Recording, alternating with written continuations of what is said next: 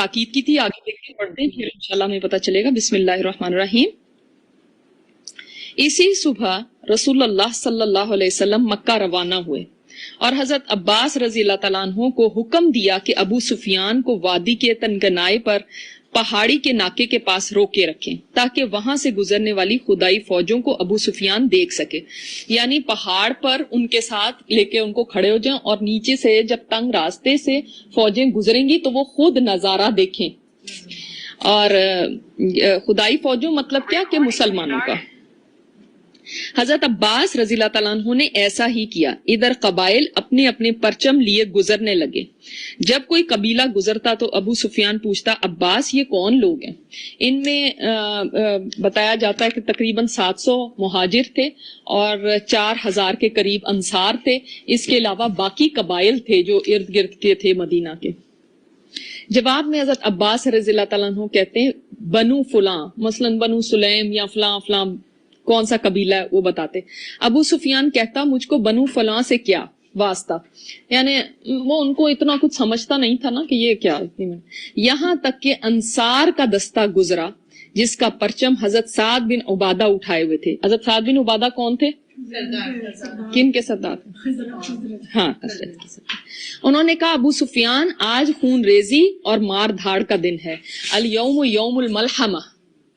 उन्होंने फरमाया कि शायद थोड़ा ये भी वजह हो सकती है क्योंकि ये अंसार थे और मुहाजिरीन की ज्यादा हमदर्दियां यानी उनके जाहिर है उनके खानदान थे यहाँ पे, वो हमेशा से यहाँ पे रहते। जो बाहर वाला होता है उतना उसको नहीं होता, तो उन्होंने आगे से ये कहा कि आज खून रेजी और मारधाड़ कर, क्योंकि हर एक को ये ग्रज तो था कि इन्होंने नबी सल्लल्लाहु अलैहि वसल्लम को यहाँ से निकाला है।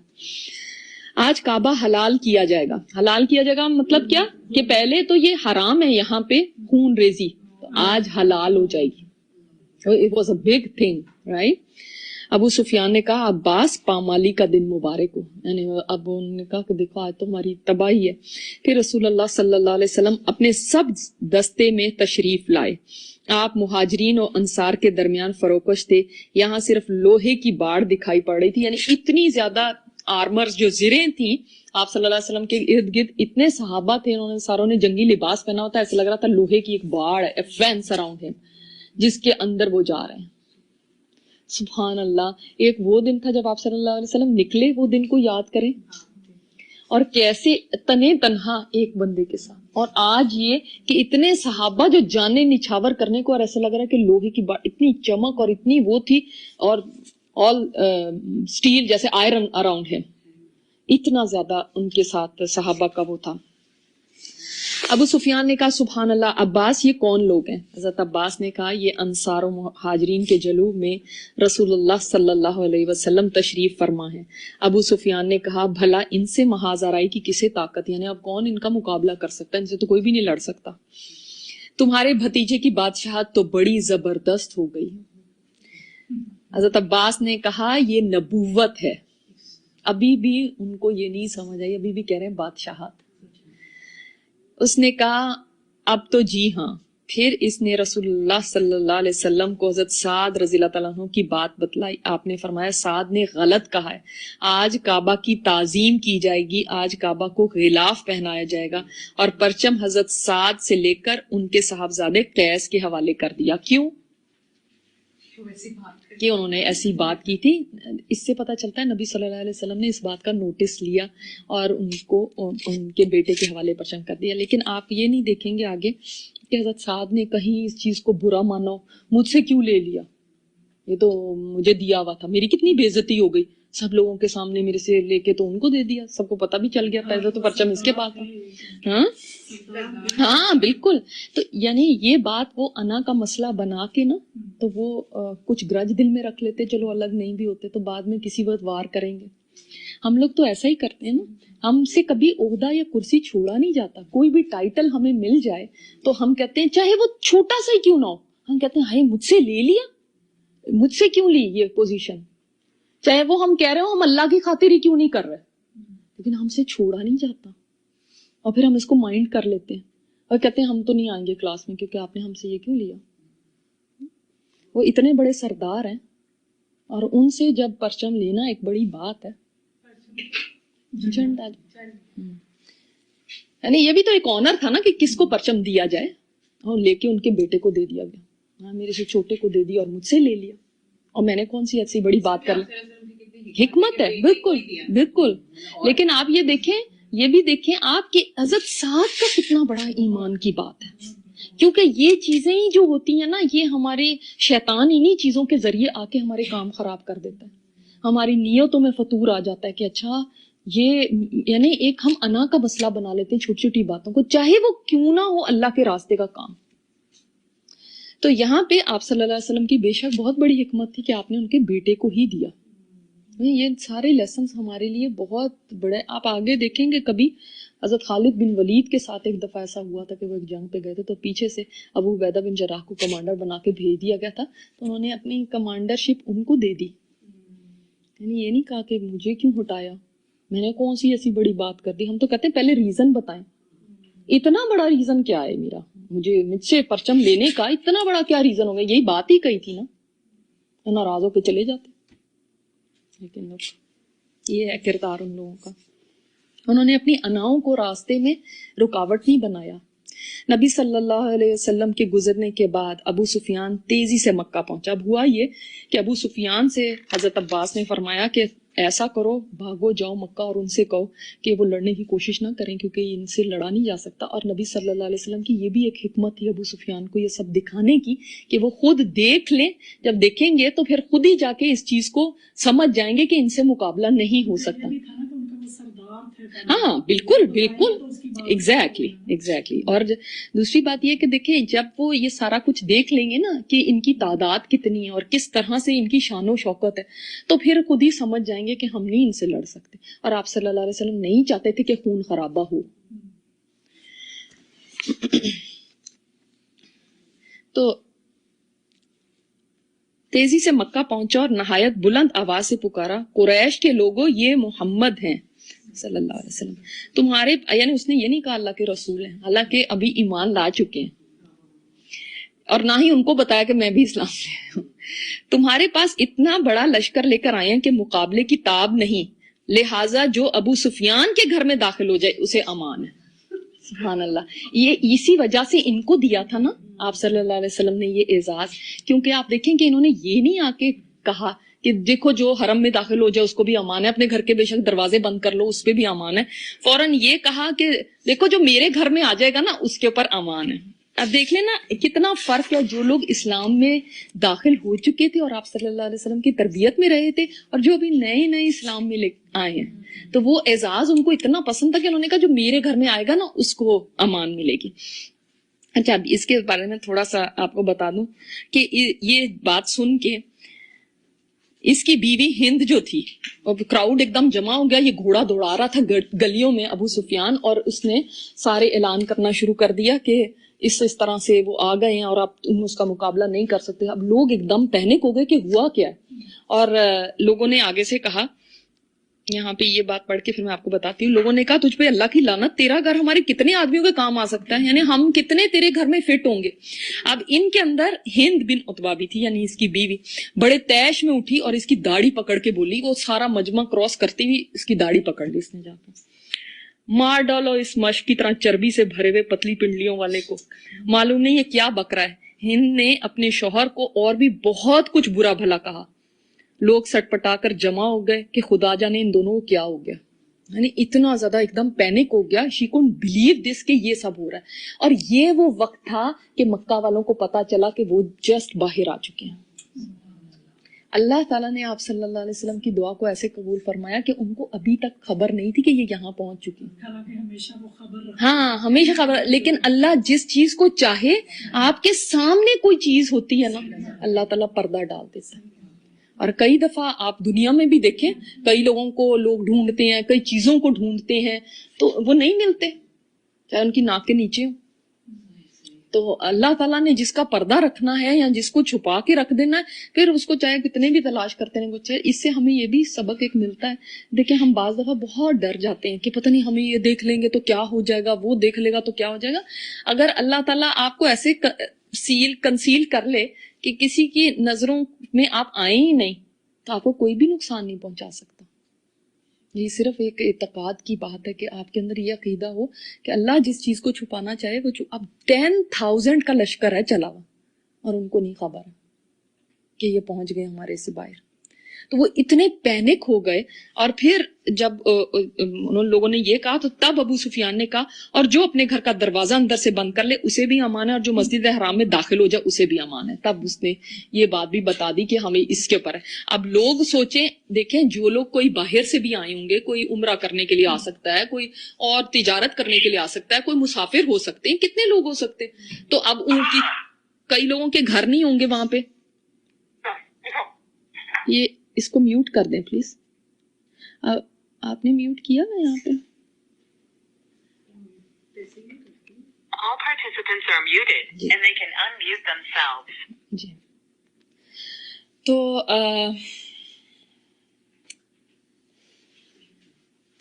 جب یہ ہند نے ایسی بات کہی اور اس طرح سے تو پھر ابو سفیان نے تب بھی لوگوں سے کہا کہ تمہاری بربادی ہو, محمد صلی اللہ علیہ وسلم ایسا لشکر لے کر آئیں جس کے مقابلے کی تمہیں تاب نہیں ہے, تو اس کی باتوں میں نہ آنا اس عورت کی, تو اس لیے تم میری بات مانو کہ مقابلہ نہ کرنا. تو یہ سن کر لوگ تیزی سے اپنے اپنے گھروں اور مسجد حرام کی طرف بھاگے. کئی لوگوں کے گھر دور ہوں گے تو وہ مسجد میں ہی پناہ لے لیں.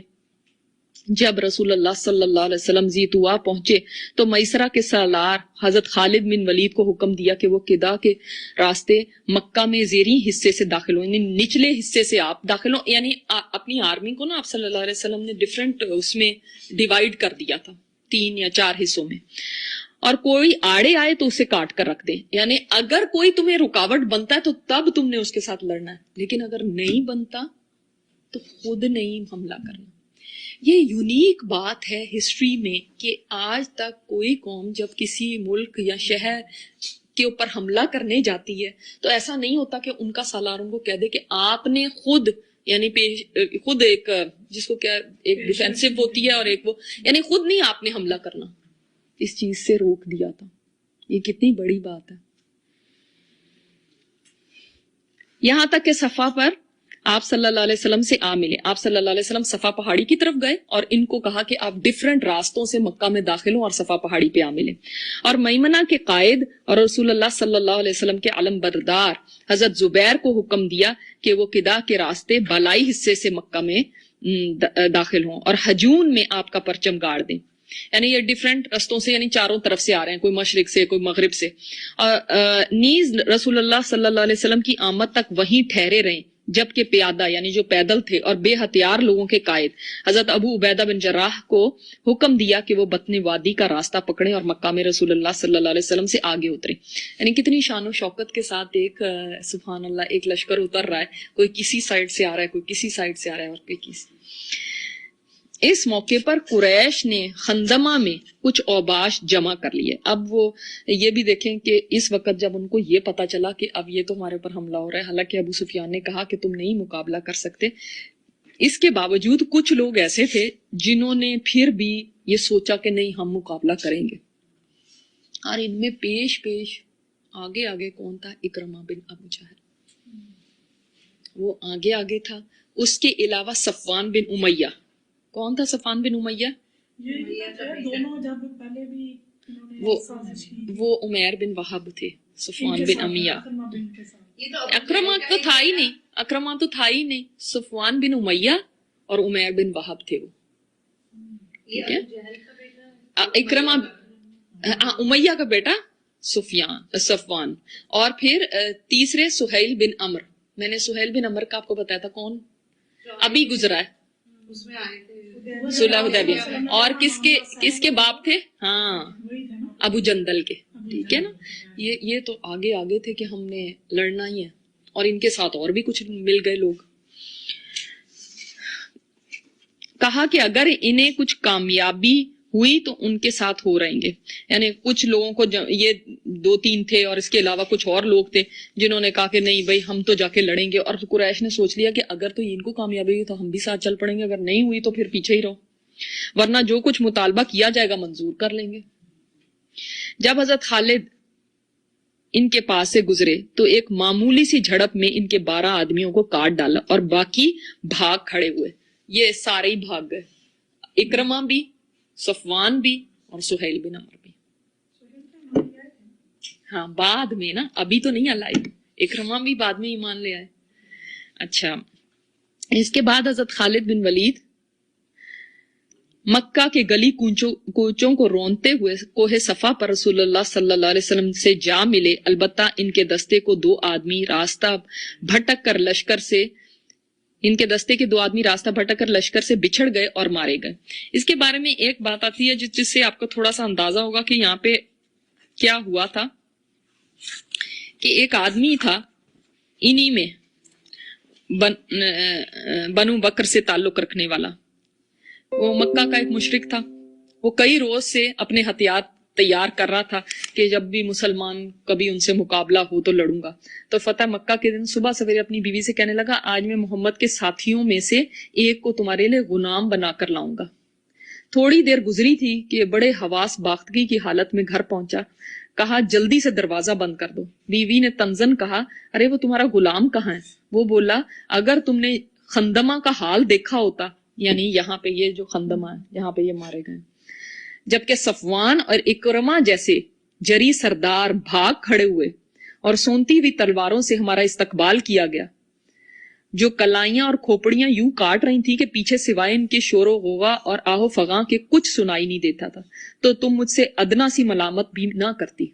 इतना बुरा हाल था वहां पे कि अगर तुम देख लेती कि इनके साथ क्या हुआ। ये थोड़े से लोगों का क्या मुकाबला था इतने बड़े लश्कर के साथ। तो यानी ये उसने आके बताया। इधर हजरत जुबैर रज़ियल्लाहु तआला अन्हु ने हजून में मस्जिद फतह के पास झंडा गाड़ा और एक खैमा नस्ब किया जिसमें हजरत उम्मे सलमा और हजरत मैमूना ने क़याम किया। आपको पता है ना हजरत उम्मे सलमा ने क्या किया था? रास्ते में एक चीज इनकी आई थी, जब इन्होंने सिफारिश नहीं की थी आगे आप सल्लल्लाहु अलैहि वसल्लम से, तो ये आप सल्लल्लाहु अलैहि वसल्लम की 2 अज़वाज साथ थी और वहीं ठहरे रहे यहाँ तक कि रसूलुल्लाह सल्लल्लाहु अलैहि वसल्लम तशरीफ लाए। थोड़ी देर इस्तराहत फरमाया यानी आराम किया, फिर आगे बढ़े। इस वक्त अबू बकर सिद्दीक रज़ियल्लाहु तआला अन्हु आपके हमराह थे और बातें कर रहे थे। फिर आप सूरह फतह ही तिलावत करते हुए मुहाजिरीन और अंसार के जुलूफ में मस्जिद हराम के अंदर दाखिल हुए। यानी ये वो वक्त था कि नबी सल्लल्लाहु अलैहि वसल्लम दाखिल हो रहे हैं मक्का के अंदर, और आप अगर हम इमेजिन भी करें ना इस सीन को, तो इंसान सोचता है वो क्या, आई विश कि कोई ऐसी जरिया हो कि हम या ऐसी कोई इसके ऊपर चीज बनाई जाए कि यरहमुकल्लाह कि हम देखें कि क्या वो मंजर होगा जिसमें कि मुसलमान मक्का में दाखिल हो रहे होंगे। सुभान अल्लाह। इसलिए कि यही वो लोग थे कि कैसे टॉर्चर करके और किस तरह से यहाँ से निकाले गए और किस तरह से वो यहाँ से यानी छुप छुपा के कई निकले थे, किन किन हालतों में निकले थे, ये सब हम पढ़ चुके हैं। और आज वही फतह के साथ आ रहे हैं। लेकिन इस वक्त हम जो सोचते हैं, एक जहन के अंदर ये बात आती है कि कोई भी आर्मी हो तो सीने तने हो और तकब्बुर के साथ और ऐसे पता चले, लेकिन आप सल्लल्लाहु अलैहि वसल्लम की हालत क्या थी कि कुरान की तिलावत करते हुए आ रहे हैं। मुहाजिरीन और अंसार के जुलूस में मस्जिद हराम के अंदर दाखिल हुए, हिजर अस्वद को चूमा और बैतुल्लाह का तवाफ किया। यानी सबसे पहला काम नबी सल्लल्लाहु अलैहि वसल्लम ने एंटर होते ही क्या किया, ये नहीं कि ये करो फलां तुम वो, कहाँ है वो लोग जिन्होंने हमारे साथ ऐसे ऐसे किया था। क्योंकि ये जो इंतकाम की आग होती है ना, सबसे ज्यादा हमें यानी किसी के ऊपर जब हमारा गलबा हो जाता है तो फौरन दिल चाहता है कि अब मैं अपना बदला लेती हूँ, वो फौरन पुरानी चीजें याद आ जाती हैं। और ये वही मक्का की गलियां होंगी जहां पे आप सल्लल्लाहु अलैहि वसल्लम के असहाब को कैसे टॉर्चर कर करके शहीद किया गया था। यही वो जगह थी, हज़रत खदीजा का घर भी यहाँ पे था, अबू तालिब का घर भी यहाँ पे था, वही मक्का के पहाड़ थे। क्या क्या चीज नहीं याद आई होगी। लेकिन आप सल्लल्लाहु अलैहि वसल्लम ने इसके बावजूद सबसे पहले जाके बैतुल्लाह का तवाफ किया। आप हालत हराम में नहीं थे। क्यों नहीं थे? इसलिए कि जंगी उसमें थे। और बताया जाता है कि आप सल्लल्लाहु अलैहि वसल्लम ने जंगी लिबास पहना हुआ था, आप ऊंट पर सवार थे। आपने उस दिन बाज रिवायात में सुर्ख रंग की पगड़ी पहनी हुई थी और बाज में आता है काले रंग की टर्बन थी आप सल्लल्लाहु अलैहि वसल्लम की। और आपकी हालत ये थी कि जिस वक्त नबी सल्लल्लाहु अलैहि वसल्लम दाखिल हो रहे थे तो इतना आप सल्लल्लाहु अलैहि वसल्लम का सर मुबारक झुका हुआ था कि आपकी दाढ़ी के बाल जो थे वो ऊंट के कजावे को लग रहे थे। आजी की इंतहा देखें। और आजी उस वक्त जिस वक्त के आप डोमिनेंट हो آپ غالب آ جائیں اس وقت عاجزی مشکل ہے. جب آپ مریل سے ہوں اور کہیں کسی کو جوتے پڑ رہے ہوں تب تو عاجزی سبھی دکھاتے ہیں, تب تو منمنانے لگتے ہیں. لیکن جس وقت آپ ان پاور آتے ہیں اس وقت کتنے لوگ ہیں جو عاجزی دکھائیں. آج مین لینڈ جو عرب کا مین لینڈ تھا وہ آپ صلی اللہ علیہ وسلم کے قدموں کے نیچے تھا, وہ فتح ہو گیا تھا. It was a big thing. اذا جاء نصر اللہ, اسی کے بعد تو آیا کہ بھی اس کے بعد تو سمجھ لیں کہ جوک در جوک لوگ اسلام میں داخل ہونے لگے. جس نے نہیں بھی آنا تھا وہ بھی آ گیا کہ اب تو کوئی چارہ ہی نہیں. تو سمجھ لیں کہ آپ صلی اللہ علیہ وسلم کو کے لیے ایک یعنی پوری سیرت میں آپ دیکھ لیں دس واز دا وکٹری, جو ایک سمجھ لیں فائنل ایک چیز تھی, یہ بہت بڑا ایک ٹرننگ پوائنٹ تھا. تو اس وقت بھی آپ صلی اللہ علیہ وسلم اللہ تعالیٰ کی حمد و ثنا کر رہے تھے اور مکہ کی گلیوں سے گزرتے ہوئے سب سے پہلے کعبہ پہنچے, وہاں پہ آئے اور آپ نے طواف شروع کیا. اس وقت بیت اللہ کے گرد 360 بت تھے. اچھا یہ بتائیں کہ جب پہلے عمرہ قضا کے لیے آئے تھے اس وقت انہوں نے بت ہٹا دیے تھے کیا؟ بت تھے نا, اس کے باوجود آپ صلی اللہ علیہ وسلم نے عمرہ کیا نا. اس وقت کیوں نہیں آپ نے بت توڑ دیے؟ ابھی تو بت توڑیں گے اس لیے کیونکہ یہ نہیں ہوتا کہ ہم ادھر قرآن میں آیتیں پڑھیں ادھر ہم تلوار اٹھا لیں کہ اب میں یہ کام کروں. آپ کو حالات کو دیکھ کے حکمت کے ساتھ چلنا ہوتا ہے کہ کس ٹائم پہ کون سا سٹیپ لیا جائے. بعض چیزیں بالکل صحیح ہوتی ہیں, حق ہوتی ہیں. دیکھیں آپ ایک بت قدا ہے وہ اور اس کے گرد طواف کر رہے ہیں, بت ہی بت وہاں پہ پڑے ہوئے 360 بت, لیکن انہوں نے طواف بھی کیا, عمرہ اپنا مکمل کیا, سب کچھ کیا. لیکن اس وقت اگر وہ یہ کام کرتے کہ ہم سے نہیں یہ برداشت ہوتا جذباتی, جیسے آج ہم جذباتی ہیں کہ ہمارے مسلمانوں پہ ظلم ہو رہا ہے اب ہم یہ کر دیں گے وہ کر دیں گے, اور اس الٹے سیدھے ہم سٹیپ اٹھاتے ہیں اور اس کے بعد اپنا ہی نقصان کرتے ہیں. اگر وہ اس وقت بت توڑنے کھڑے ہو جاتے تو کیا ہوتا؟ اس وقت وہاں پہ جنگ ہونی شروع ہو جاتی, کیا ہوتا؟ خون خرابہ ہوتا. کیا یہ دن آتا؟ وقت آج کوئی بھی نہیں منع کرے گا ان کو, آج کوئی بھی نہیں رکاوٹ بنتا. دیکھیں آپ ایک لکڑی سے جو آپ کے ہاتھ میں تھی انہیں کچوکے لگاتے جا رہے تھے اور فرماتے جا رہے تھے کیا؟ جاء الحق وزهق الباطل ان الباطل کان زہوقا, کہ حق آ گیا اور باطل چلا گیا. یقیناً باطل جانے ہی والا. جب حق آتا ہے تو باطل کی کوئی جگہ نہیں رہتی. جو قرآن بھی حق ہے, جب حق دلوں میں آ جاتا ہے نا تو باطل سب نکل جاتے ہیں. اس لیے میں ہمیشہ آپ لوگوں سے کہتی ہوں کہ باطل سے لڑنے کی ضرورت نہیں ہے. حق کو آپ دکھا دیں گے نا تو باطل خود ہی چلا جائے گا. مسئلہ کیا ہے؟ ہم حق سے اندھیروں سے لڑتے رہتے ہیں اور چراغ نہیں جلاتے. آپ یہ کہیں گے تم یہ کر رہے تم یہ کر رہے, اب قرآن کی روشنی کیوں نہیں لا کے لوگوں کو دکھا دیتے؟ یا قرآن کا نور آئے گا تو اندھیرے خود بخود دور ہو جائیں گے. لڑنے کی ضرورت نہیں ہوگی آپ کو اندھیروں سے.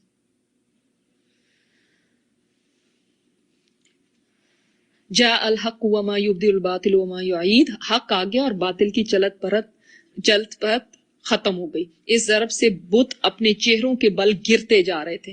یعنی اب آپ صلی اللہ علیہ وسلم صرف وہ لکڑی کی ایسے نوک لگاتے تھے اور بت گرتے چلے جا رہے تھے اپنے چہروں کے بل. سبحان اللہ. یعنی یہ بھی آپ دیکھ لیں کہ آپ صلی اللہ علیہ وسلم نے صرف طواف ہی نہیں کیا, باطل بھی ساتھ توڑتے گئے, اس کی نشان سارے ختم کرتے گئے. کعبہ کی تطہیر اور اس میں نماز. جب آپ صلی اللہ علیہ وسلم طواف سے فارغ ہو گئے تو عثمان بن طلحہ کو بلا کر ان سے کعبہ کی کنجی لی. عثمان بن طلحہ کون تھے؟ یہ پہلے مسلمان ہو چکے ہیں یا نہیں؟ نہیں ابھی نہیں ہوئے.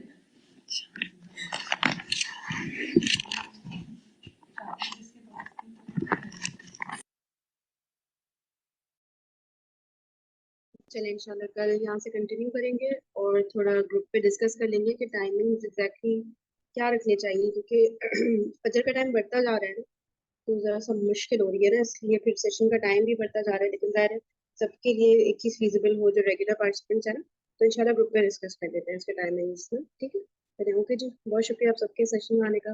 جزاکم اللہ خیرا کثیرا. سبحانک اللہم و بحمدک, نشہد ان لا الہ الا انت, نستغفرک و نتوب الیک.